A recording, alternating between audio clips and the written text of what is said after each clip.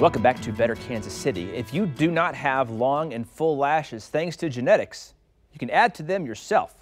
But it takes some finesse. Makeup artist Ciera Butler stopped by to show us how to do just that. We have one lash on our lovely model here, and you're going to show us how to put on a second one. Yes, the key to putting on a perfect false lash is making sure it fits the lash line, so trimming wherever you need to, just from the width.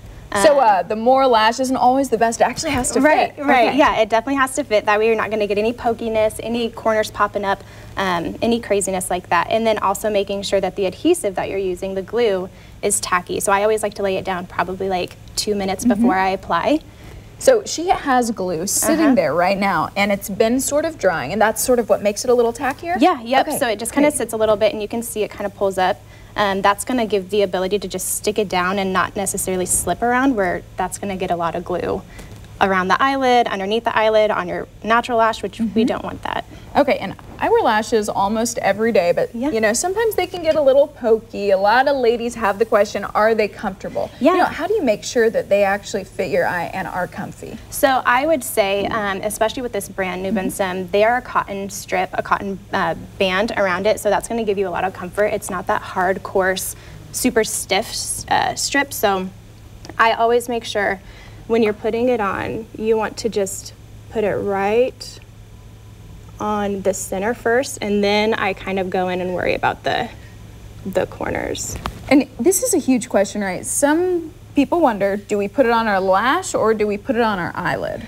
Yeah, so that's huge. I always think of the eyelash, your natural eyelash, as the shelf. You definitely don't want to put it on your natural lash. Okay. That will damage your natural lashes. Again, we just don't want that.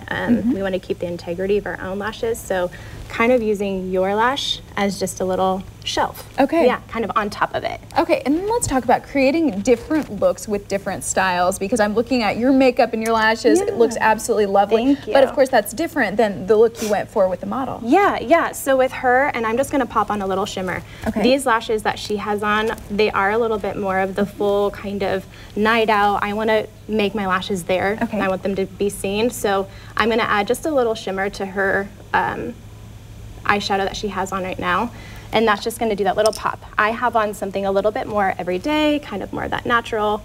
I don't like to do a lot of eyeshadows, so I kind of like to keep my lash as everyday as I can be. Okay, and then let's talk about your look, right? Yeah. Do you plan for the lash? Do you plan your eye look in advance? You know, how does that go? Yeah, so with me, I kind of do, if I'm like, okay, I just want to do my super natural, like no lash, I will more than likely do like no shadow. Just kind of have just my natural tone underneath.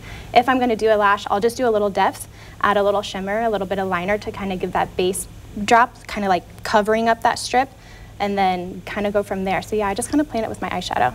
Okay, and then how do you select like what colors you're going to use if you are going for a more dramatic look? Yeah, so colors, I just kind of base off of the tone and the skin tone of the client or myself.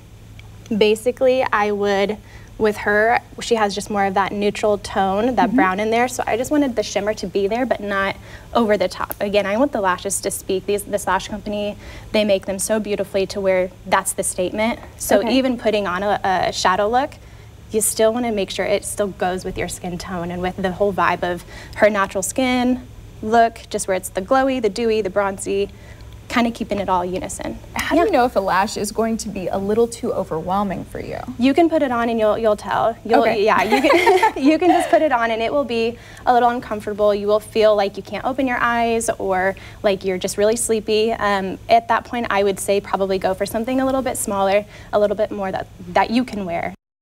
I tried overwhelming lashes once. It just wasn't for me. Now, if Belinda was here, I think she would have said that those are some tips that we all can really use to open up our eyes. I added the little hand movements.